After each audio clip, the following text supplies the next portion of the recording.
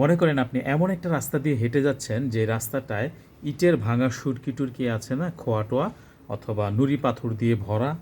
আবার ধরেন রাস্তাটা ভাঙাচূড়া, আপনার পায়ে জুতা আছে, আপনি সেই জুতা পায়ে দিয়ে ইজিলি চলে যেতে পারছেন খুব সহজেই, কোনো বাধা নেই, বা ওই ভাঙাচূড়া বা খোয়া টোয়া বা সুরকি আপনার কোনো সমস্যাই করতে পারতেছে না।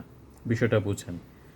ওইখান থেকে যদি একটা ক্ষুদ্র কণা, ইটের কণা বলেন বা ওই খোয়ার কণা বলেন, আপনার জুতার মধ্যে প্রবেশ করলো, এইবার আপনি শান্তিতে হেঁটে দেখান তো।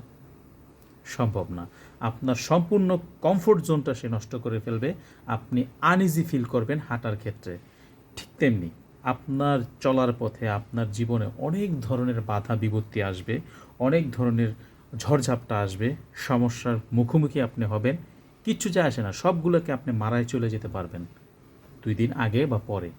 সবগুলোর থেকে আপনি উতরে উঠতে পারবেন। কিন্তু আপনার মধ্যে যদি ওই যে ছোট্ট এক টুকরো খোয়া বা দানার মতন আপনার জুতার মধ্যে যেভাবে প্রবেশ করে আপনাকে বিরক্ত করতেছিল, সেরকম যদি কোনো একটা দুর্বলতা আপনার মধ্যে জায়গা দিয়ে ফেলেন, দেখবেন তখন থেকে আপনার কমফোর্ট জোন ধ্বংস হয়ে যাবে। আপনি পিছায়া পড়বেন, আগাইতে পারবেন না।